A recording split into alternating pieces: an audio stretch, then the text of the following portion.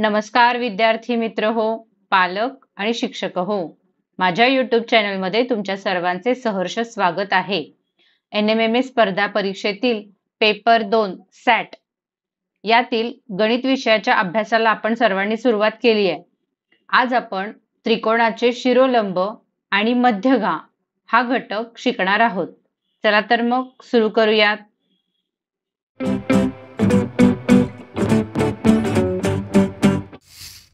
मित्रांनो, या घटकाला सुरुवात करण्याआधी शिरोलंब आणि मध्यगा याचे काही गुणधर्म आपण पाहणार आहोत. शिरोलंब शिरोलंब म्हणजे त्रिकोणाच्या शिरोबिंदूतून समोरच्या बाजूवर काढलेला लंब. त्रिकोणाला 3 शिरोबिंदू असतात, यामुळे त्रिकोणाचे 3 शिरोलंब होतात. हे तिन्ही शिरोलंब एका बिंदूमध्ये छेदतात, म्हणजेच हे शिरोलंब एकसंपाती असतात. आणि त्यांचा जो संपात बिंदू असतो, म्हणजे तिन्ही शिरोलंब ज्या बिंदूमध्ये एकमेकांना छेदतात त्या बिंदूला आपण लंब संपात बिंदू आणि इंग्लिशमध्ये ऑर्थोसेंटर असं म्हटलं जातं. म्हणून हा बिंदू O या अक्षराने दर्शवला जातो. काटकोन त्रिकोणामध्ये लंब संपात बिंदूचे स्थान हे काटकोन करणाऱ्या शिरोबिंदूवरच असते, तर लघुकोन त्रिकोणामध्ये लंब संपात बिंदूचे स्थान हे त्रिकोणाच्या अंतर्भागामध्ये असते. तसेच विशालकोन त्रिकोणामध्ये लंब संपात बिंदूचे स्थान हे त्रिकोणाच्या बाह्य भागामध्ये असते.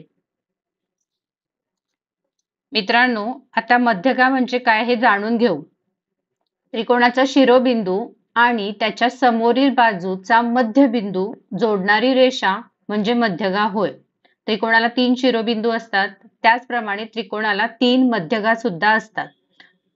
मध्यगा ह्या एकसंपाती असतात, म्हणजे तिन्ही मध्यगा एकाच बिंदूमध्ये छेदतात. आणि हा जो छेदन बिंदू असतो किंवा एकसंपात बिंदू इथे तुम्हाला जो मिळतो त्याला मध्यगा संपात किंवा गुरुत्व मध्य असे सुद्धा म्हणतात. त्याला G या नावाने संबोधले जाते. मध्यगा संपात बिंदू मध्यगेला 2:1 या प्रमाणामध्ये छेदतो. म्हणजेच समजा A आणि T ही एक मध्यगा असेल आणि G हा त्याचा गुरुत्व मध्य असेल, तर A पासून G पर्यंत अंतर जर 2 असेल तर G पासूनचं T पर्यंत अंतर हे 1 असणार आहे. नेहमी लक्षात ठेवा, शिरोबिंदूपासून गुरुत्व मध्यपर्यंत अंतर हे जास्त असतं आणि मध्यबिंदूपर्यंत अंतर हे काय असतं, कमी असतं. ते 2:1 या प्रमाणामध्ये विभागलं जातं.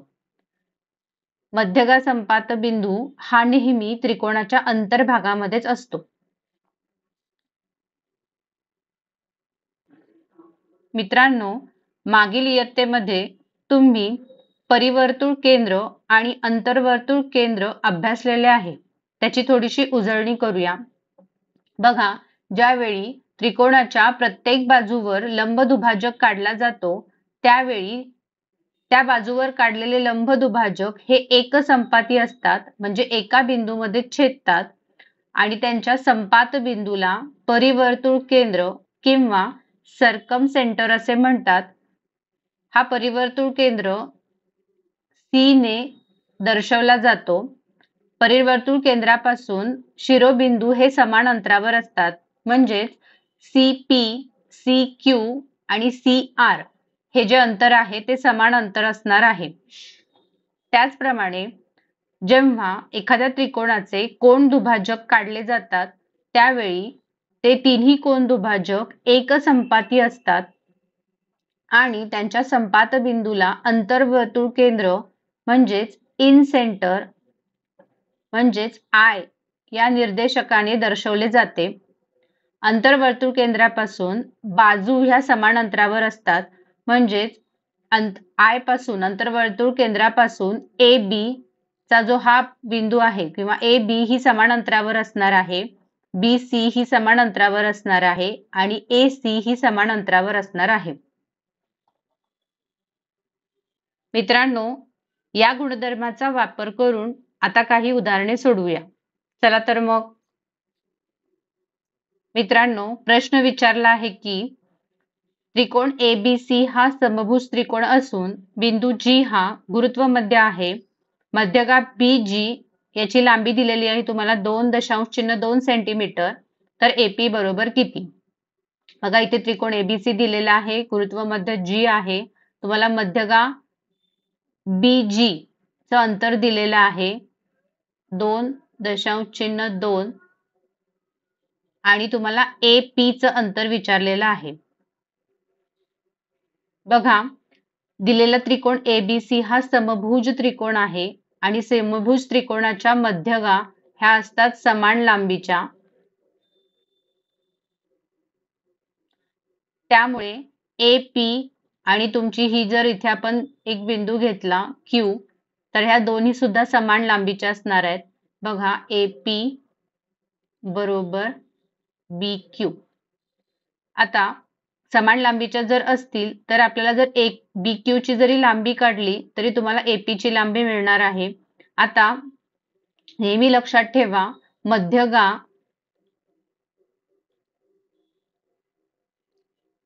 ही गुरुत्व मध्यामुळे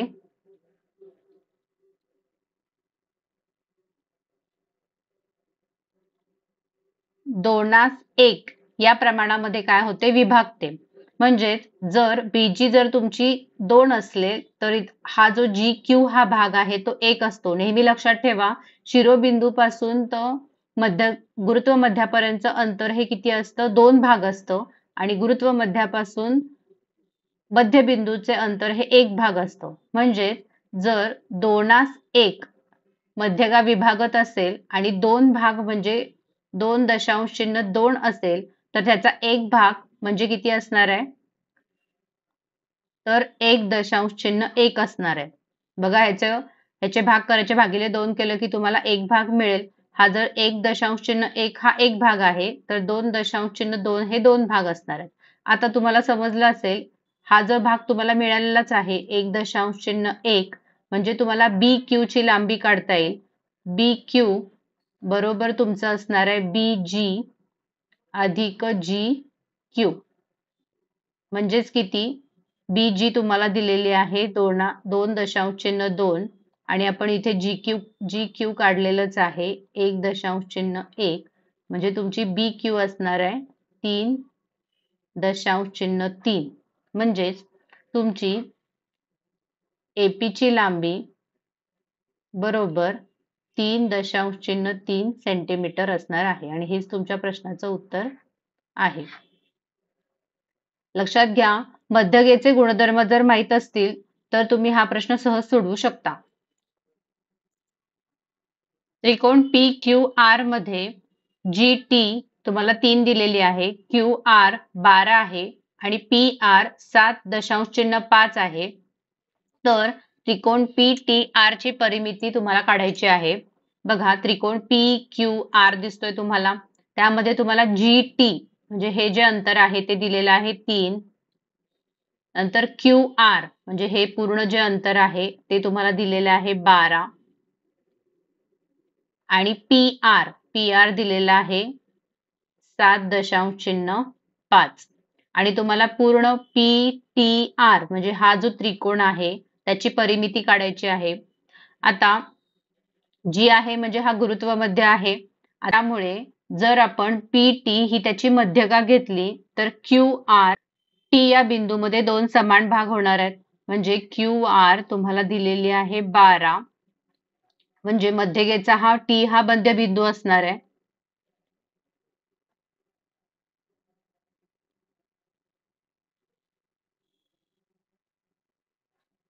त्यामुळे तुमचं TR हे अंतर किती होणार आहे, 6 होणार आहे. बघा मध्यबिंदूमुळे काय होतं, QR चे 2 भागामध्ये समान भागामध्ये विभागले जातो. आता तुम्हाला हे अंतर मिळालं 6, TR मिळालं, कारण आपल्याला PTR ची परिमिती काढायची आहे, त्यासाठी आपल्याला TR हे अंतर हवं होतं. आता फक्त आपल्याला PG हे अंतर काढायचं आहे. मित्रांनो माहीतच आहे PT ही काय आहे, मध्यगा आहे आणि मध्यगा G बिंदूमुळे काय होते,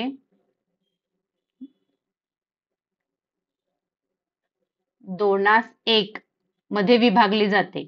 आता सांगितल्याप्रमाणेच P पासूनचं G पर्यंतचं अंतर हे किती असणार आहे तुमचं 2 असणार आहे. म्हणजे PG हे जे अंतर आहे ते काय असणार आहे 2 भाग असणार आहे आणि G पासूनचं T पर्यंतचं अंतर असणार आहे ते 1 भाग असणार आहे.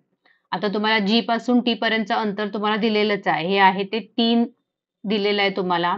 म्हणजेच 3चे दुप्पट तुम्हाला करायला पाहिजे कारण हे जर 1 भाग असेल तर PG हे अंतर किती भाग असणार आहे 2 भाग म्हणजे 6 असणार आहे.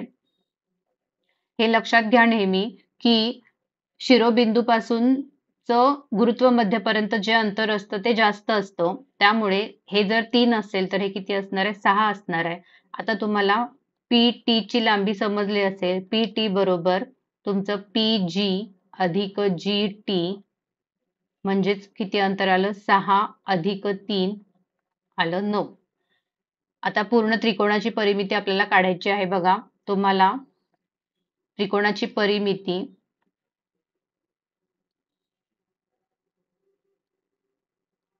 बरोबर तुमचा असणार आहे PT अधिक TR अधिक PR म्हणजेच PT दिलेलंच आहे. काढले आपण PT 9 आहे अधिक TR मध्यबिंदूमुळे समान भाग झाले त्यामुळे ते आहे 6 आणि तुम्हाला PR दिलेलंच आहे 7.5 म्हणजे याचं उत्तर येणार आहे 22.5.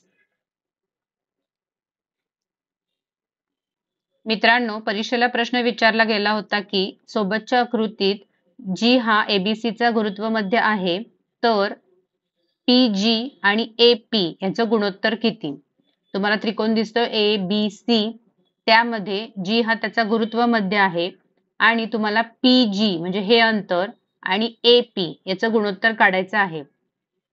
मित्रांनो तुम्हाला माहित आहे गुरुत्वमध्यामुळे मध्यगेचे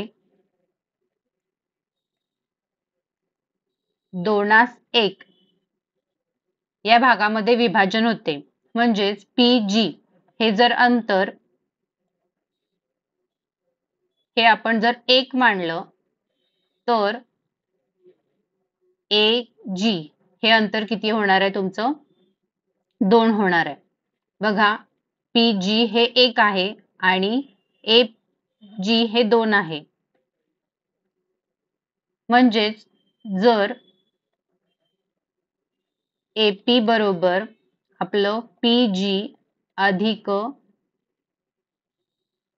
AG असेल तर 1 अधिक 2 म्हणजे आपलं AP अंतर हे असणार आहे 3. लक्षात येते का बघा हे जर अंतर आपण 1 घेतलं आणि हे अंतर जर 2 घेतलं कारण मध्यगेमुळे गुरुत्वमध्यामुळे मध्यगा ही 2:1 मध्ये विभागली जाते. जर आपण हे 1 अंतर घेतलं तर हे 2 असणार आहे म्हणून आपलं AP हे अंतर किती असणार आहे 3 असणार आहे. आता तुम्हाला गुणोत्तर काढायला सांगितलंय PG आणि APचं. आता PG म्हणजे आपण मांडलेलंच आहे की 1 जर आपलं असेल तर आपलं AP किती असणार आहे 3 आहे. म्हणजेच तुम्हाला PG आणि AP याचं गुणोत्तर किती येणार आहे 1:3.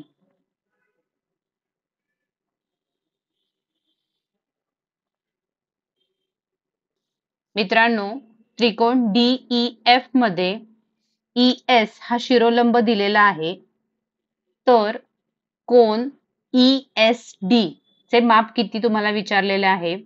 त्रिकोणाची रचना तुम्हाला आकृतीत दिसतच आहे बघा इथे DEF हा त्रिकोण दिलेला आहे. ES ह्याचा त्याचा शिरोलंब आहे. शिरोलंब म्हणजेच समोरील बाजूवर काढलेला लंब म्हणजे हा जो कोन आहे तो तुमचा किती असणार आहे 90 अंशाचा असणार आहे. तर तुम्हाला DES म्हणजे हे अंतर विचारलेलं आहे. इतर कोणांची पण तुम्हाला मापं दिलेली आहेत. हा कोन आपण S मानूया. बघा कोन ESD हा आपण काय मानूया X मानूया. आता बघा मला दिसतंय त्रिकोणामध्ये हा D70 दिलेला आहे. शिरोलंबामुळे हा 90 होतो. आता हा काढणे पण खूप सोपं आहे. बघा त्रिकोणाच्या मापांची बेरीज